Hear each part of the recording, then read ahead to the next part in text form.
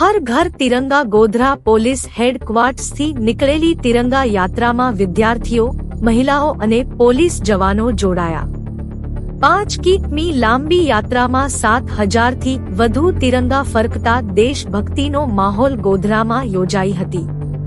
આ તિરંગા યાત્રા પોલીસ હેડક્વાર્ટરથી શરૂ કરીને ગોધરાના વિવિધ માર્ગો પરથી પસાર થઈને રામસાગર તળાવ સુધી 5 કિલોમીટરના અંતરમાં યોજાઈ હતી।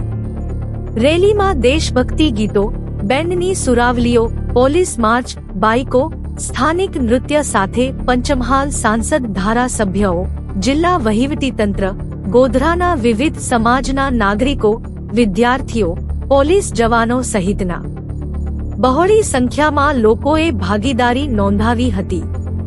રેલી પૂર્વે પોલીસ હેડક્વાર્ટર ખાતે યોજાયેલ કાર્યક્રમમાં કલેક્ટર આશિષ કુમારે સમગ્ર કાર્યક્રમ અનુરૂપ સંબોધન કરીને તિરંગાનું સન્માન જાળવવા અપીલ કરી હતી। રાણી મસ્જિદ પાસે લઘુમતી સમાજના આગેવાનો દ્વારા યાત્રામાં જોડાયેલા લોકોને મોં મીઠું કરાવી યાત્રાનું સ્વાગત કર્યું હતું।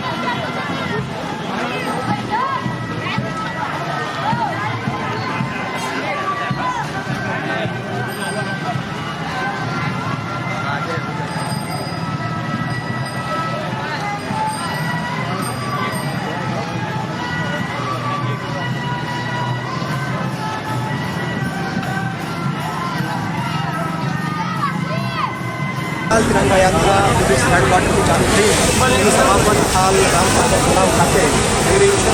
તિરંગા યાત્રામાં ખૂબ જ મોટી સંખ્યામાં તમામ નાગરિકોએ ભાગ લીધો છે।